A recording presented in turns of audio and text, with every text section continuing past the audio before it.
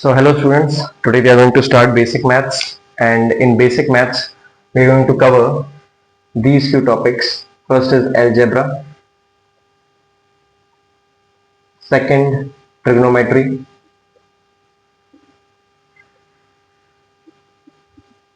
third coordinate geometry,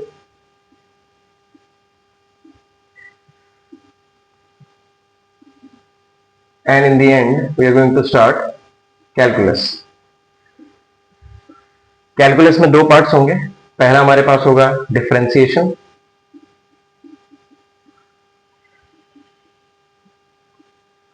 और दूसरा हमारा होगा इंटीग्रेशन.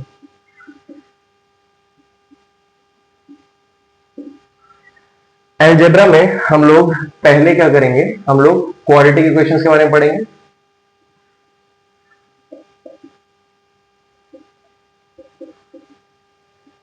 बिकॉज ये काफी ज्यादा इंपॉर्टेंट टॉपिक है और काइनेमेटिक्स और एनएलएम और काफी सारे इलेक्ट्रोमैग्नेटिज्म के टॉपिक्स में इसको यूज किया जाता है. उसके बाद हम थोड़ा देख लेंगे यहाँ पर सीरीज के बारे में. सीरीज में एपी एंड जीपी इन्वॉल्व हो जाएंगे, लॉग सीरीज के बारे में एंड कुछ अदर पावर सीरीज के बारे में पढ़ लेंगे. और भी इसमें कुछ कॉन्सेप्ट होंगे जैसे बायनॉमियल अप्रॉक्सीमेशन या छोटे छोटे और अलजेब्रा वाले concept. Algebra is basically abstract mathematics in which we deal with equations and how to solve them, which are useful in physics while solving certain equations, real life equations. ज्यादातर kinematics में जब हम motion under free fall वाले questions करेंगे तब हम इन सारी चीजों का यूज कर रहे होंगे. ट्रिगोनोमेट्री हमारे पास बेसिक ट्रिगोनोमेट्री जो हमने छोटी क्लास में पढ़ ही रखा है, लेकिन इसमें हम लोग थोड़ा सा फॉर्मूलाज पे ज्यादा फोकस करेंगे जो हमें याद होने चाहिए. और ये फॉर्मूलाज हमें क्वेश्चन जब हम सॉल्व कर रहे होंगे तो उसमें सॉल्यूशंस को निकालने के लिए ज्यादा यूजफुल रहेंगे. Coordinate geometry basically x y coordinate system, मतलब लाइन इक्वेशंस के बारे में पढ़ना या फिर कोनिक सेक्शन थोड़ा बहुत, उसको हम थोड़ा सा ब्रश अप कर लेंगे और इसको इतना ही रखेंगे, इससे ज्यादा इसमें नहीं जाएंगे. डिफरेंशिएशन एंड इंटीग्रेशन इसको थोड़ा ज्यादा डिटेल में पढ़ना पड़ेगा because this is something which is required very much in physics for solving physics questions. So we are going to go in that order only. तो सबसे पहले हम लोग क्या स्टार्ट करते हैं, अलजेब्रा. तो अलजेब्रा जो होता है, अलजेब्रा में सबसे इंपॉर्टेंट जो हमारे पास होता है पहला, वह है quadratic equations. Quadratic equations, quadratic equations में हम लोग क्या करते हैं कि क्वाड्रेटिक इक्वेशन होता क्या है. एक्चुअल में हम कोई भी इक्वेशन को इस फॉर्म में लिखते हैं, अगर ax की power n plus bx plus c equal to 0, जिसमें n की वैल्यू 2 होती है, तो उसको हम क्वाड्रेटिक इक्वेशन कहते हैं. क्वाड्रेटिक इक्वेशन में हमें ये भी चाहिए कि n की इक्वेशन 2 होनी चाहिए और a जो है वो 0 नहीं होना चाहिए. That's it. These two things must be necessary for us to have a quadratic equation of this form, polynomial equation of this form. अब इसमें क्या होता है कि हमें, तो हमारे पास ये फाइनली रिड्यूस किसमें हो जाती है, ये हो जाती है ax square plus bx plus c equal to 0. इसमें हमें सिर्फ श्रीधराचार्य रूल पता होना चाहिए because most of the questions में हमें क्वाड्रेटिक इक्वेशंस ही मिल रही होंगी. Cubic and biquadratic equations generally हमारे में नहीं बनती हैं, और बनती भी है तो हम उनको सॉल्व नहीं कर सकते. We have to go intuitively for solving those type of questions. तो यहाँ पर हमारे पास हो जाता है जैसे x is equal to minus b plus minus under root of b square minus 4ac upon 2a. ये हमारे पास श्रीधराचार्य रूल कहलाता है, या फिर हम इसको quadratic formula, quadratic equation formula भी कहते हैं, क्वाड्रेटिक सोल्यूशन फॉर्मूला कहते हैं. इसमें हमारे पास जो ये चीज होती है d is equal to b square minus 4ac, इसको कहा जाता है discriminant. This is called as discriminant. ये जो डिस्क्रिमिनेंट होता है इसका हम यूज करते हैं to find out, to predict the kind of roots we are going to deal with. तो हमारे पास जैसे अगर हमारा डिस्क्रिमिनेंट ग्रेटर देन 0 होता है तो वी कैन प्रिडिक्ट कि हमारे जो रूट्स होंगे वो roots will be real and distinct. Roots जो होंगे हमारे पास, roots will be real and distinct, real and distinct. वहीं पर अगर हमारा डिस्क्रिमिनेंट 0 आ जाता है तो इसका मतलब हमारे पास दो सॉल्यूशन बनेंगे but both will be same, right. That means we have real and equal roots. तो रियल एंड इक्वल रूट्स. अब लास्ट में हमारा जो बनता है उसमें डिस्क्रिमिनेंट हमारा नेगेटिव हो सकता है, जैसे मान लीजिए d लेस देन 0 हो जाए, उस केस में technically in the language of mathematics हमारा जो रूट्स बनेंगे उनको हम कॉम्प्लेक्स रूट्स कहते हैं या फिर अनरियल रूट्स कहते हैं, but in the language of physics we will simply say no solution, because हमें ये वाली चीजें हम एक्सेप्ट नहीं कर सकते, because most of the times जो क्वाड्रेटिक इक्वेशंस हमारी बनने वाली है वो टाइम के लिए बनेगी, और टाइम के लिए negative time simply doesn't make any sense in negative. So ये हमारे पास सिंपल क्वाड्रेटिक इक्वेशन होती है, ये हमारे पास क्वाड्रेटिक की पूरी थ्योरी है, तो हमें इसको थोड़ा सा मास्टर करना है।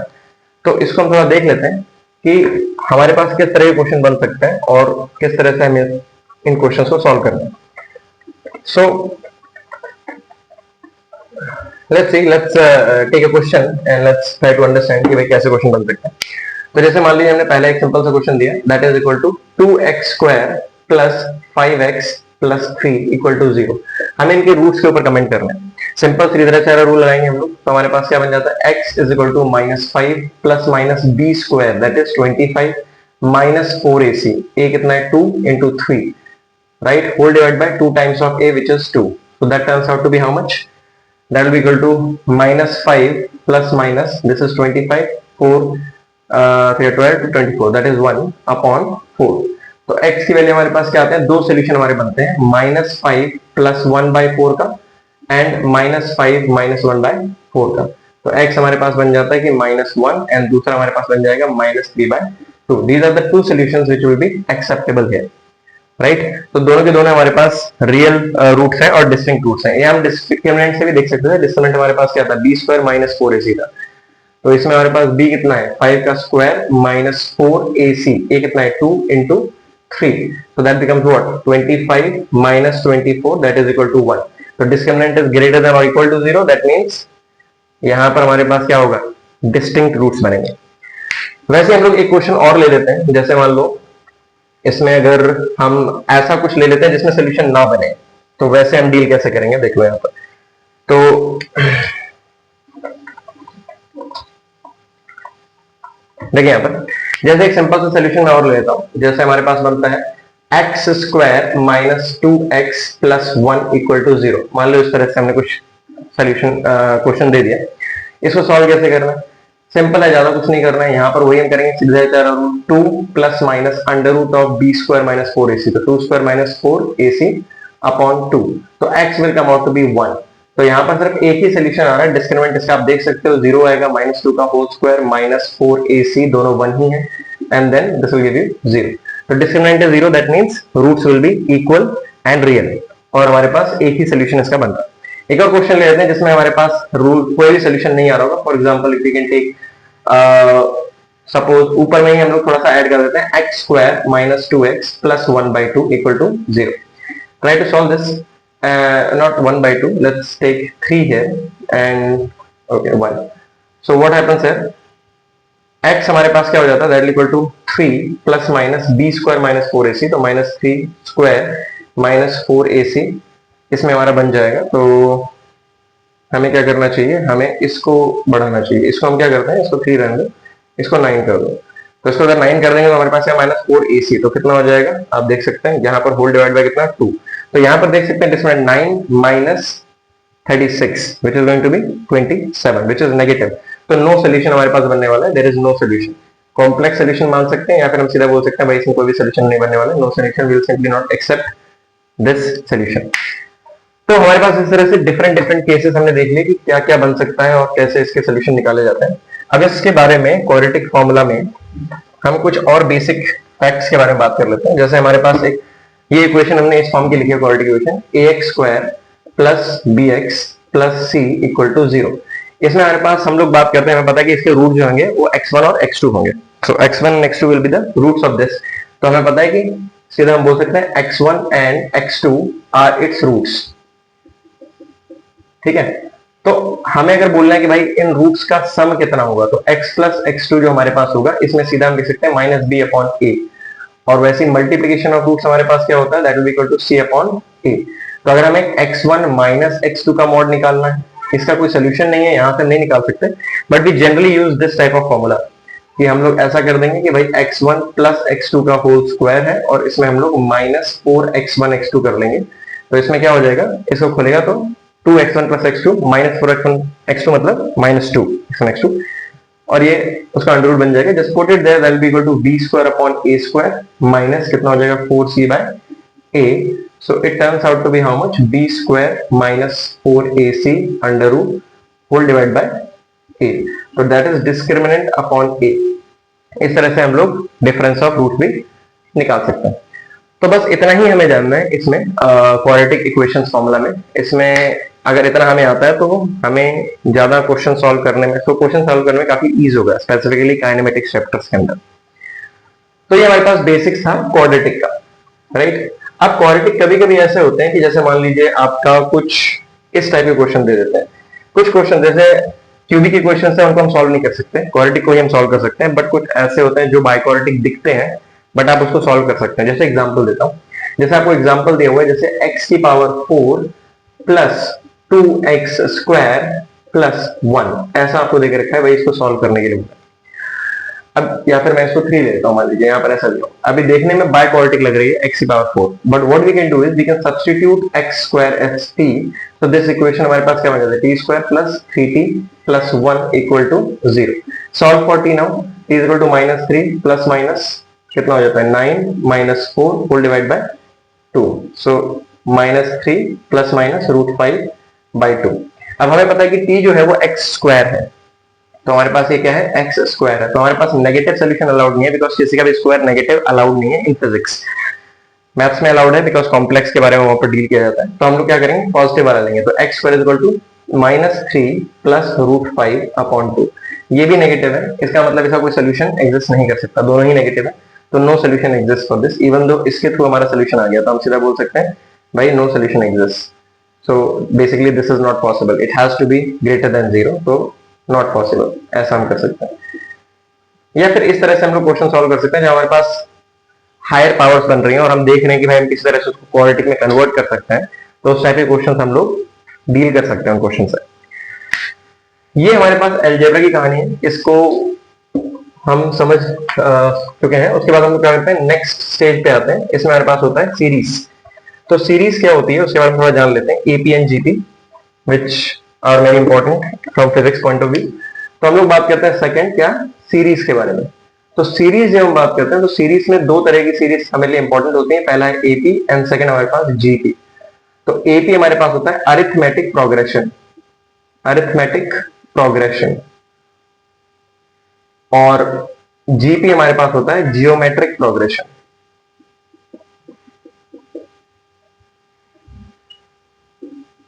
Arithmetic progression and geometric progression. तो अरिथमेटिक प्रोग्रेशन क्या होता है, as the name suggest these are all series. Series क्या होता है, series is nothing but the collection of number families जो एक पर्टिकुलर पैटर्न फॉलो कर रहे होते हैं, उनको हम सीरीज कहते हैं.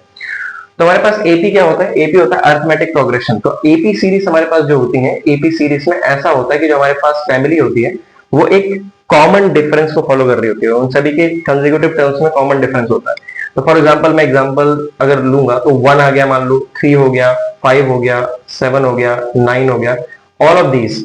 तो अगर मैं कॉमन डिफरेंस की बात करता हूं, इन दोनों में डिफरेंस कितने का है, 2 का है. इन दोनों में 2 का है, सब में 2 का डिफरेंस है, 2 का है, सबका 2 का डिफरेंस है. वैसे अगर मैं बोलता हूँ कि भाई हमने बोला 5 है, फिर देन 10 है, फिर 15, फिर 20 and so on and so forth. तो इसमें हमारे पास क्या है, इसमें भी हमारे पास 5 का डिफरेंस है, 5 का डिफरेंस है, सब में 5 का डिफरेंस है. दैट मींस कॉमन डिफरेंस हमेशा कांस्टेंट रहता है. यूं कहें कि सिंपल भाषा में nth टर्म अगर हम कोई ले रहे हैं और उसको a n माइनस 1 टर्म को अगर मैं माइनस करता हूं तो हमें कांस्टेंट वैल्यू मिलेगी. ये जो कांस्टेंट वैल्यू होती है उसी को हम लोग कहते हैं कॉमन डिफरेंस. कॉमन डिफरेंस कहा जाता है, ठीक है, इसी को हम लोग कहते हैं कॉमन डिफरेंस. तो अब इसके बारे में जानना क्या है, इसके क्वेश्चंस हम लोग कैसे डील करेंगे, या फिर इसमें किस वैरायटी के क्वेश्चन आ सकते हैं, कुछ कुछ क्या इंपॉर्टेंट फैक्ट्स हैं जो हमें ध्यान रखना पड़ेगा जब हम इसको समझ रहे हैं. तो इसमें हमारे पास इसी के बेसिस पे हम कोई भी सीरीज इस तरह से लिख सकते हैं. ए हमारे पास है, second term will be a plus D, जो कि डी कॉमन डिफरेंस हो जाएगा, a plus 2d, a plus 3d and so on and so forth. तो हम लोग इसी के बेस पे कंक्लूड कर सकते हैं कि जो a nth टर्म होगी तो वो सेकंड में 1 आ रहा है, थर्ड में 2 आ रहा है, तो n में n माइनस 1 आएगा, तो a plus n minus 1d, ये हमारे पास nth टर्म हो जाती है. ठीक है, तो अगर हमें nth टर्म निकालनी है किसी भी अरिथमेटिक प्रोग्रेशन की तो हमें ज्यादा कुछ नहीं करना, हम सीधा A N is equal to A plus N minus one into D कर सकते हैं। उसमें हमारे पास एक और चीज रहने होती है कि सम ऑफ एन टर्म्स क्या होता है। तो उसका डेरिवेशन तो हमें अभी नहीं करने की जरूरत है, छोटी क्लास में कराया गया होगा। यहाँ पर हमें सिर्फ याद रखना है N upon two A plus N minus one into D.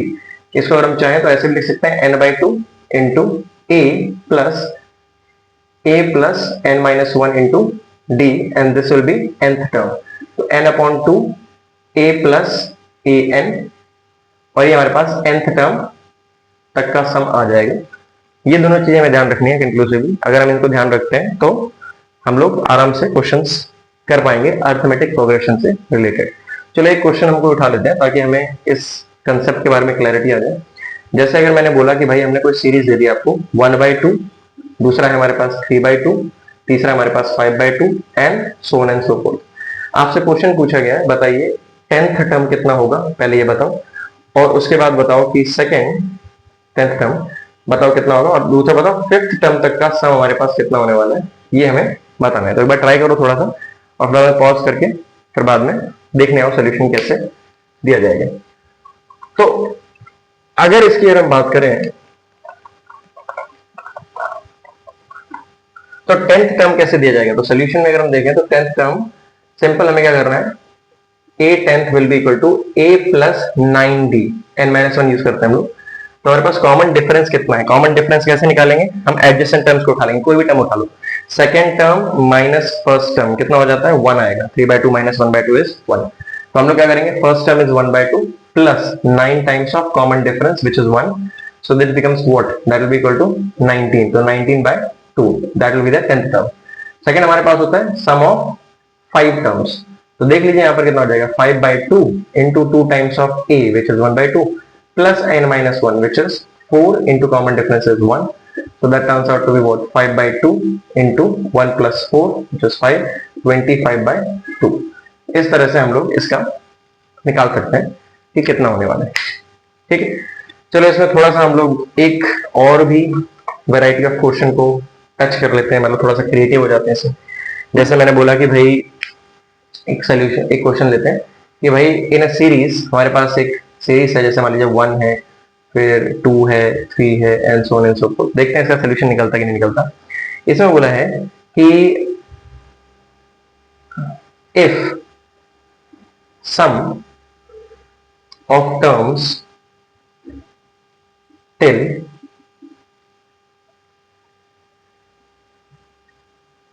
10th term is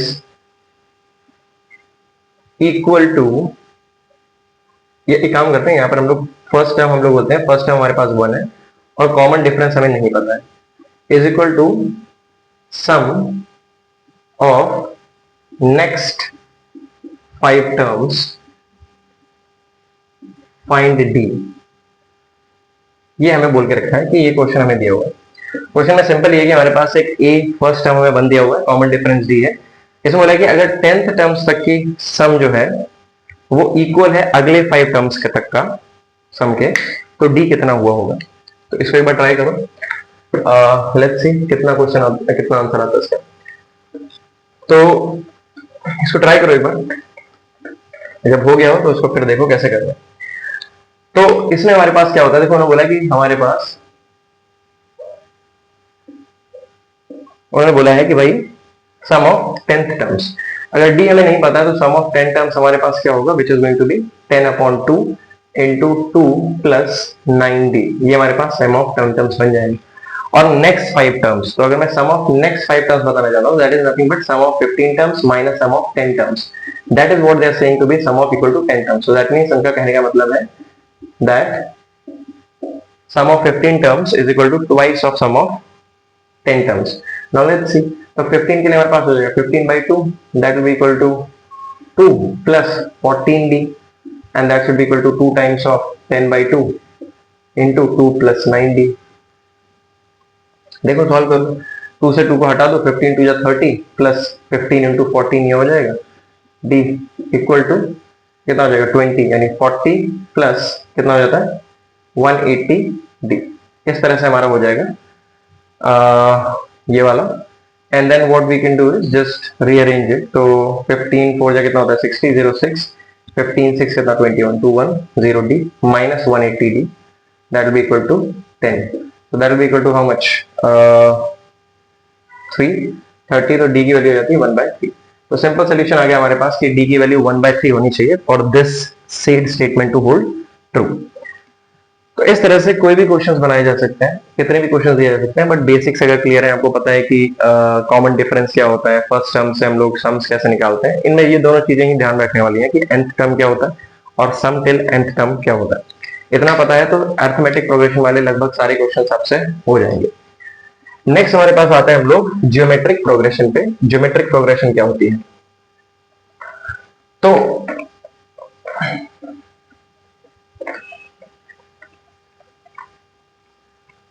next हमारे पास आता है ज्योमेट्रिक प्रोग्रेशन। तो जीपी हम ज्योमेट्रिक प्रोग्रेशन को शॉर्ट फॉर्म में बोलते हैं। ज्योमेट्रिक प्रोग्रेशन हमारे लिए ज्यादातर इलेक्ट्रोस्टैटिक्स वाले क्वेश्चंस में या ग्रेविटेशन वाले क्वेश्चंस में ज्यादा यूज किया जाता है। तो ज्योमेट्रिकल प्रोग्रेशन हमारे पास क्या होता है, थोड़ा सा अलग होता है in as compare to arithmetic progression. उसमें कॉमन डिफरेंस होता है, एक पर्टिकुलर चीज ऐड करते चले जाते हैं तो जिससे नई टर्म बनती है। इसमें हमारे पास क्या होता है, मल्टीप्लाई करना होता है। फॉर एग्जाम्पल अगर मैं बोलता हूँ जैसे 1 है, 1/2, 1/4, 1/8 and so on and so forth, तो अगर हम देखेंगे तो कोई भी nth टर्म है उसको n-1 टर्म से डिवाइड करेंगे तो इसमें आपका 1/2 आ रहा है, that is called as common ratio. Common ratio, right, इनमें कॉमन रेशियो कांस्टेंट होता है। तो फर्स्ट में 1/2 मल्टीप्लाई कर दिया ये आ गया, इसमें 1/2 मल्टीप्लाई कर दिया ये आ गया, इसमें 1/2 मल्टीप्लाई कर दिया ये आ गया, इसमें कॉमन रेशियो होता है। तो अगर मैं जेनेरिक टर्म लिखना चाहूँ इसका तो AR square, AR cube and so on and so forth होगा। तो अगर मुझे nth टर्म लिखनी है तो that will be equal to AR की पावर n-1। तो इस तरह से हमारे पास nth टर्म जो है वो दी जाएगी इन दिस केस। अच्छा, यहाँ पर हमें nth टर्म्स के सम की बात भी करनी है, तो अगर मुझे n टर्म्स तक का सम निकालना तो that will be equal to AR की power n-1 whole divide by R-1। तो हमारे पास ये nth टर्म तक का सम हम आराम से निकाल सकते हैं। तो यही दो चीजें हमें ध्यान में रखनी है। इसके बारे में और भी थोड़ी कुछ चीजें हमें जाननी पड़ेंगी, पहले हम इसको थोड़ा सा परफेक्ट कर लेते हैं। तो जैसे कि एक क्वेश्चन देता हूँ ताकि ये क्लैरिटी हमें आ जाए। तो एक सिंपल सा क्वेश्चन हमारे पास जैसे कि है, मान लीजिए 1 दे दिया first term, -1/2, then 1/4, then -1/8 and so on and so forth. तो इसमें बोला है कि आपको पहला तो 10th टर्म निकालना है और आपको बताया है सेकंड सम टिल 3 टर्म्स, 3 तो नहीं, आप थोड़ा ज्यादा ले लो, 5 टर्म्स इसमें भी बता देते हैं कितना होगा। तो पहले वाले की अगर बात करते हैं तो 10th टर्म हम कैसे निकालेंगे, सिंपल वही फॉर्मूला है, A10 is equal to AR9। तो first term is 1, R is -1/2 की पावर 9। तो इसको आप चाहो तो सिंप्लीफाई कर सकते हो, 2 की पावर 9 इज 512, तो that will be equal to -1/512। इस तरह से कर सकते हैं। उसके बाद सेकंड हमारे पास आता है सम निकालना है, sum till 5 term, that will be that formula. First term is 1, R is 1/2। ध्यान रखना R कैसे निकालते हैं, A2/A1 करेंगे, that is going to be -1/2, that is R। कितना हो जाएगा, -1/2 की power 5 -1 whole divide by -1/2 -1। So 1/2 की पावर 5 कितना हो जाएगा, 32, 1/32 ऑड पावर है तो -1/32, तो -1/32 -1/- 3/2। So just take this negative, आप रिमूव कर दो तो बन जाएगा कितना, 33/32। तो 33 divide by 32 whole divide by कितना, 3/2। तो that will be how much, 11/16। तो इतना सम आपका मिल जाएगा। तो देखो पॉजिटिव सम बन रहा है। तो इस तरह से ये वाले क्वेश्चंस भी किए जा सकते हैं, ठीक है। तो इसको देख लो, थोड़ा सा समझ लो इसको, और इससे कुछ कोई ऐसा क्वेश्चन है जो आपको समझ में नहीं आता तो कमेंट में डालिए, मैं उसको नेक्स्ट सेशन में सॉल्व करूंगा। देखो ये हमारे पास जीपी हो गया। अब मान लो एक क्वेश्चन और कर लेते हैं जिसमें एपी और जीपी को कॉमन लिया गया है। तो उसके लिए हम क्या करते हैं कि देखिए एक क्वेश्चन है सिंपल सा। क्वेश्चन हमारा सिंपल ये दिया हुआ है कि find common ratio in a GP if its 3 terms are also in AP। यानी वो एपी में भी है। ठीक है, तो हमें क्वेश्चन में क्या बोल रखा है कि हमारे पास एक जीपी है, उसमें 3 टर्म्स हैं और वो जीपी एपी में भी है। तो उसको कैसे करना है, उसको थोड़ा सा सॉल्व करके देखो। तो थोड़ा आप खुद से करने की कोशिश करिए और मैं इसको करता हूं, अगर आपने करने का ट्राई किया नहीं हुआ तो इसमें हम लोग क्या कहेंगे कि हमारे पास कोई भी अगर जीपी है वो हमारे इस फॉर्म में होगी, a into A r square, 3 अगर टर्म्स है तो इस तरह से। सबसे अच्छी बात एपी में ये होती है कि एपी में हम हमेशा चेक कर सकते हैं कि उसमें a1 प्लस a3 का जो मीन होगा वो a2 होगा, या सिंपल भाषा में अगर आपने an लिया है प्लस an प्लस 2 लिया है whole divide by 2, that will be equal to what, an plus 1। मतलब कोई भी दो टर्म्स है उनके एवरेज जो होगा उन दोनों के बीच वाली टर्म होती है। तो फैक्ट हम लोग यहाँ यूज कर सकते हैं कि भाई a plus a r square by 2 जो हमारे पास होगा that will be equal to a r. तो इसको अगर हम सॉल्व करते हैं तो a plus a r square is equal to 2ar and 1 plus r square is equal to 2r. Solve this, r square minus 2r plus 1 equal to 0. So how much will that come out to be? तो आप देख सकते हैं, to solve for it, that is r minus 1 का whole square, that means r is equal to 1. That makes sense actually, because अगर 1 होगा तो सभी सेम ही है and there also common differences का 0 हो जाएगा। तो इस तरह से हम लोग ये वाले क्वेश्चंस कर सकते हैं without much of an issue. सो ये हमारे पास होता है जीपी वाले टर्म्स, जीपी वाले क्वेश्चंस हो जाते हैं। बट जीपी में हमें कुछ एक इंपॉर्टेंट चीज है जो ध्यान में रखनी पड़ती है कि हमें डायरेक्ट सम वाले क्वेश्चंस तो कभी नहीं आएंगे, बट हमें इनफाइनाइट समेशन वाले क्वेश्चंस जरूर आते हैं। तो जैसे फॉर एग्जांपल मैंने ये बोला कि अगर हम जीपी की ही बात करते हैं तो जीपी में हमने बोला कि सम ऑफ एन टर्म्स हमारे पास होता है ए आर की power n minus 1 upon r minus 1, ये होता है। अब हमने बोला है कि अगर हमें इनफाइनाइट सीरीज निकालनी है, इनफाइनाइट का सम निकालना हो, तो देखो अगर इनफाइनाइट का सम निकालना है और r ग्रेटर देन 1 है तो सम ऑफ इनफाइनाइट टर्म्स इनफाइनाइट ही आएगा, right, because every term is increasing, every another term is increasing. तो उससे क्या होगा, इनफाइनाइट सम ही बनेगा, सभी बढ़ती हुई टर्म्स को सम करेंगे तो वो इनफाइनाइट सम ही देगा, राइट। आप इधर भी देख सकते हैं कि अगर r ग्रेटर देन 1 है तो अगर इनफाइनाइट करेंगे तो देखो s की पावर इनफाइनाइट क्या हो जाएगा, दैट विल बी a और ये r की power n minus 1 upon r minus 1। तो ये चीज है इनफाइनाइट को टेंड करेगी बिकॉज पावर इनफाइनाइट बन गई है। तो इसका मतलब ये पूरा सम आपका इनफाइनाइट हो जाएगा, राइट। यही केस आपका तब भी होगा जब आपका r less than minus 1, less than minus 1 में भी यही होने वाला है क्योंकि वो ग्लो करेगा लेकिन नेगेटिव इनफाइनाइट की तरफ ग्लो करेगा। लेकिन जब एक केस होता है ना जिसमें आपका r लेस देन 1 होता है लेकिन लेस देन माइनस 1 से बड़ा होता है, दैट मींस माइनस 1 और 1 के बीच में होता है, उस केस में सीरीज कॉन्ट्रैक्ट होती है, ब्लो अप नहीं करती, कन्वर्ज होती है। फॉर एग्जांपल अगर मैं बात करूं, एग्जांपल ले लूं, 1 है, 1/2 है, 1/4 है, 1/8 है and so on and so forth. तो अब जैसे जैसे दूर जाएंगे सीरीज आपकी बहुत छोटी होती चली जाएगी, यानी एक टर्म ऐसा आएगा जिसके बाद इतने छोटे नंबर्स होंगे जिनका कंट्रीब्यूशन सम में 0 होगा, इसलिए एक फाइनाइट सम निकल के आ जाता है। जो ब्लो अप होते हैं जिनका सीरीज बढ़ती चली जाती है, इनके नंबर्स बढ़ते चले जाते हैं, उनमें इनफाइनाइट बनता है, तो उसको हम कंसिडरेशन में लेते नहीं है। तो हमारे पास इसका अगर हमें सम निकालना है तो इसका हमारे पास जो सम बनता है इनफाइनाइट सीरीज का सम, उसमें हम लोग थोड़ा सा लिमिट वाला फंडा लगाते हैं, अप्रोक्सीमेशन, तो हमारा finally a upon 1 minus r बन के आता है। This is the final result. और हमें याद रखना है, काफी बार इसका हमें जरूरत पड़ती है कि अगर हमें इनफाइनाइट नंबर दिए हुए एक जीपी में और उसका सम निकाल के बताना है तो हमें इस तरह से उसका हम निकाल सकते हैं, only if the common ratio lies between -1 and 1। इससे ज्यादा है 1 से या फिर -1 से कम है तो हम लोग ऐसा नहीं कर सकते। तो हमारे पास ये बात होती है एपी एंड जीपी की, तो ये हमने अच्छे से देख लिया है। अब हम क्या करते हैं, थोड़ा सा कुछ अलग टाइप के अलजेब्रा के टॉपिक्स पे आ जाते हैं। फॉर एग्जांपल हम बात करते हैं लॉगरिथम्स, उतना ज्यादा यूज नहीं होता है लेकिन जब हम इंटीग्रेशन करते हैं तो उसका जो प्रॉपर्टीज है वो हमें थोड़ी सी पता होनी चाहिए। तो हमारा सबसे पहले आ जाता है लॉगरिथम्स। तो लॉगरिथम्स हमारे पास क्या होता है, logarithm is a better way, it's not the better way but the way by which we can represent a power notation in a different way. For example अगर मैंने बोला है कि हमारे पास 2 की पावर 3 इज इक्वल टू 8 है, तो इसको हम लोग क्या बोलते हैं, ये वैल्यू है, आंसर है, राइट। इसको हम क्या कहते हैं, बेस है जिसकी पावर ली जा रही है, और ये हमारे पास जो होता है इसको हम कहते हैं पावर, राइट। अब हमारे पास क्या होता है कि इसको ही अगर हम लॉग के फॉर्म में लिखना चाहें तो लॉग में हमारे पास इधर हमारे पास आता है, इधर कुछ आता है और इधर कुछ आता है। इधर लिखा जाता है बेस को, इधर लिखा जाता है वैल्यू को, और इधर लिखा जाता है पावर को। तो इसी चीज को अगर मुझे लिखना हो तो हम कैसे लिखेंगे, log बेस 2 वैल्यू 8 है और ये हमारे पास हो जाएगा कितना, पावर यहाँ पर 3 आएगा। तो इसी चीज को लिखने का तरीका है, पावर नोटेशन को हम ज्यादा करेक्टली लिख पाते हैं। उसमें हमारे पास पावर वाले में हमारा मेन ऑब्जेक्टिव वैल्यू पे होता है, हमें चाहिए कि भाई फाइनल वैल्यू क्या होगी।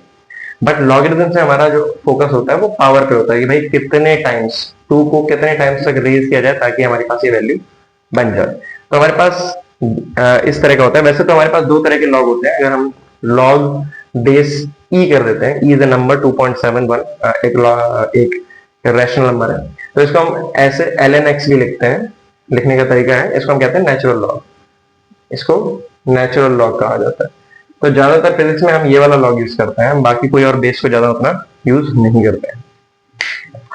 तो हमें बस लॉग की कुछ प्रॉपर्टीज जाननी है, तो हम थोड़ा सा जान लेते हैं कि भाई जल्दी जल्दी क्या क्या चीजें जो हमें याद रखनी पड़ेंगी, और वो ज्यादातर यूज की जाएंगी in coming chapters.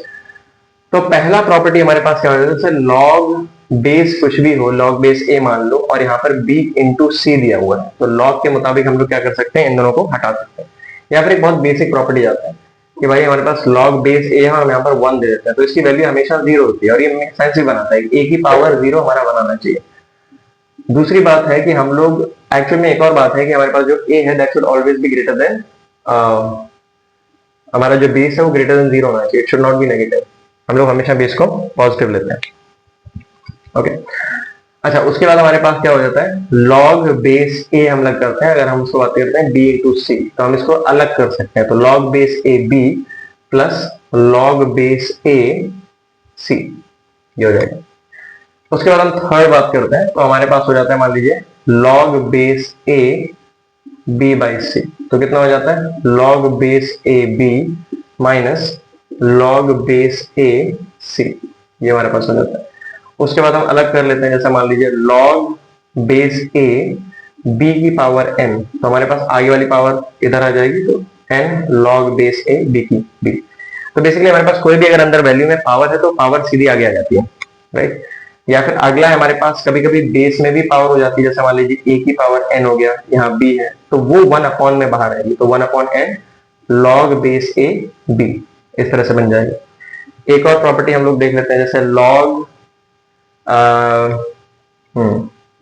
Base A B upon log base A C, तो इसमें हम लोग सीधा इसको log बेस सी भी कर सकते हैं, यानी आप इसका ये बेस में कन्वर्ट हो जाएगा, वो वैल्यू में कन्वर्ट हो जाएगा, अगर सेम log की बेसिस है तो इस तरह से हम इसको लिख सकते हैं। तो हमारे पास कुछ ये बेसिक log प्रॉपर्टीज हो जाती हैं, बस यही सिर्फ इतना ही नहीं है, मतलब इट्स नॉट लाइक कि log की इतनी ही प्रॉपर्टीज हैं, बहुत सारी लॉग की प्रॉपर्टीज हैं, बट हमें उतना एक्सटेंसिवली लॉग करना नहीं है।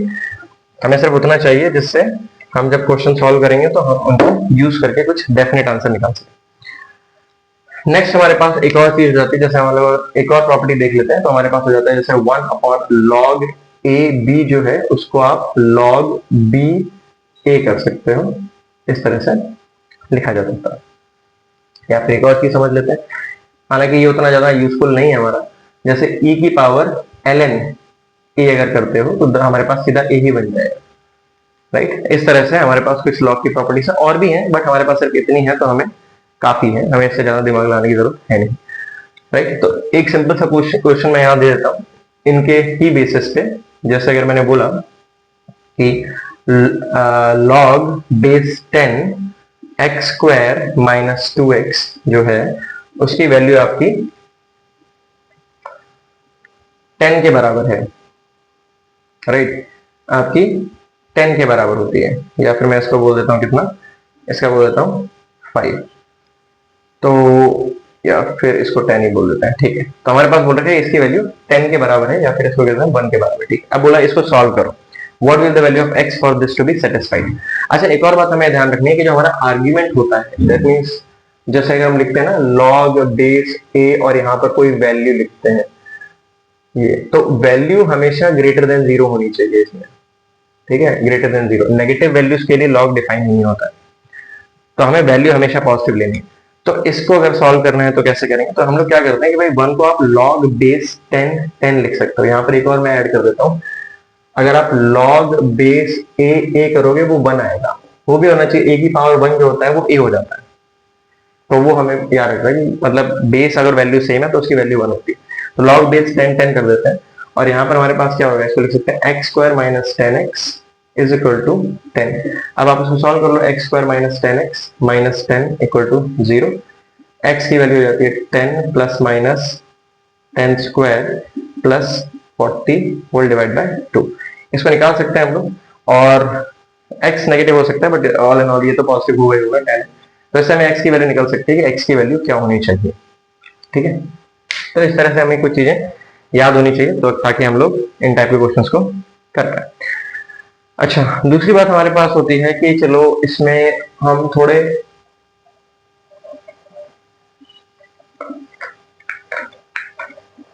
और अलग टाइप के क्वेश्चन ट्राई करते हैं। ठीक है, तो लेट्स सी।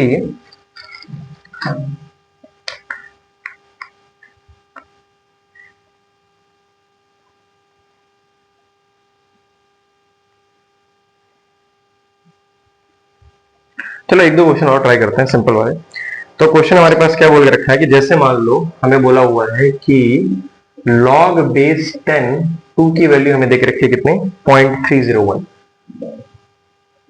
और log बेस 10 3 की वैल्यू हमें देख रखी है कितनी, 0.4771। आपको बताना है कि log रूट 18 की वैल्यू कितनी होगी। ऑब्वियसली यहाँ पर बेस 10 लगा के रखा होगा, तो इसको निकाल के आपको बताना है कि आंसर क्या आना चाहिए। तो ट्राई करो एंड लेट्स सी कितना आएगा आंसर।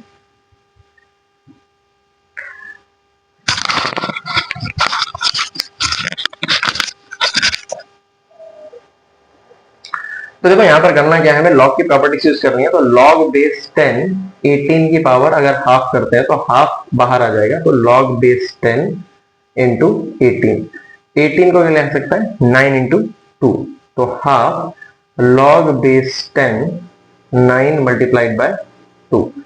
तो आप देख सकते हैं कितना हो जाएगा, log base 10 9 plus log base 10 2। तो 9 को आप चाहो तो 3 स्क्वायर लिख सकते हो, आपको स्क्वायर का 2 बाहर आ जाएगा, तो 1/2 ये कितना हो जाता है 2 log base 10 3 plus log base 10 2। ये अब इसको सिर्फ वैल्यूज पुट करनी है, आप 2 यहाँ रख दो, यहाँ पर कितना हो जाता है 2 मल्टीप्लाइड बाय log बेस 10 3 कितना हो जाता है 0.4771 प्लस log बेस 10 2 कितना हो जाता है 0.301। तो इस तरह से आप किसी भी लॉग की वैल्यू निकाल सकते हो। यहाँ पर आप बोलते हैं कि भैया आपको निकालना होता, मतलब बेसिकली आप वही निकाल पाओगे जिसमें 2 जो है वो मल्टीपल्स है। अदरवाइज कोई और निकाल रहे जैसे फॉर एग्जांपल log बेस 10 21, तो log बेस 7 की जरूरत भी पड़ेगी आपको, बेस 10 7 की जरूरत पड़ेगी। ये वाले क्वेश्चन से डील कर सकते हैं। चलो हम एक और क्वेश्चन को उठाते हैं, लेट्स सी।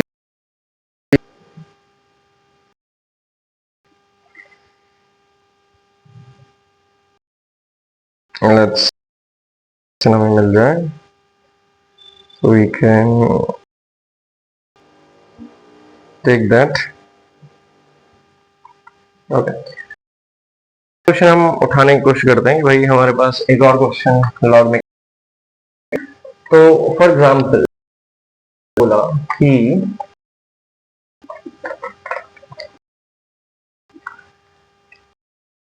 दिया कि भाई हमारे पास हमें बोल के रखा है बेस ए एक्स जो है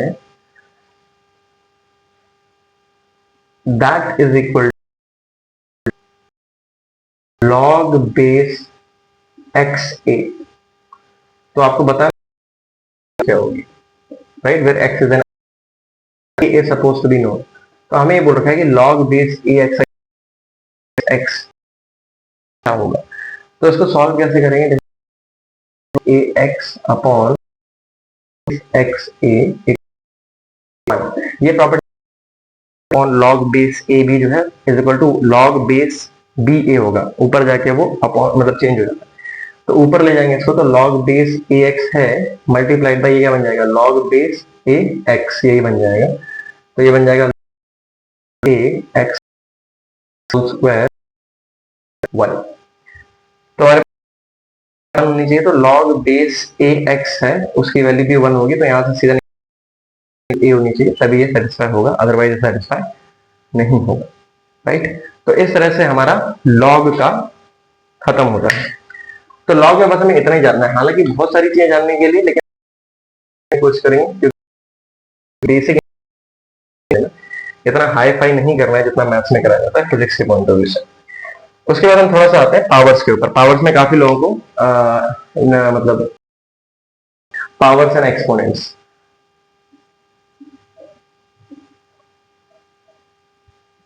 अब इसमें क्या होता है, इसमें बस हम पावर से डील करना चाहते हैं। पावर जब आप मल्टीप्लाई करते हैं, ऐड करते हैं, तो किस तरह से बिहेव करते हैं।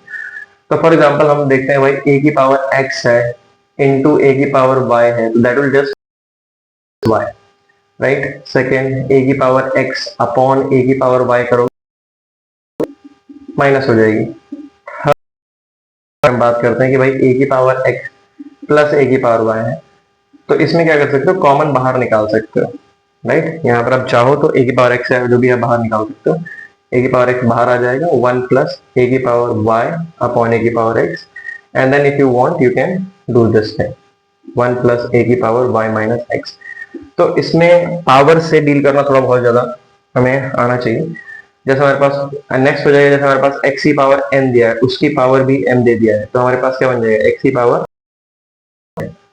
वैसे हमारे पास जैसे मान लीजिए x की पावर 1 अपॉन a की पावर 1 अपॉन b की पावर c, तो जितनी भी पावर्स होती हैं वो सारी सारी मल्टीप्लाई हो जाती हैं, तो x हमारे पास क्या हो जाएगा, c अपॉन a b। इस तरह से हमें एक्सपोनेंट के बारे में थोड़ी सी जानकारी भी होनी चाहिए।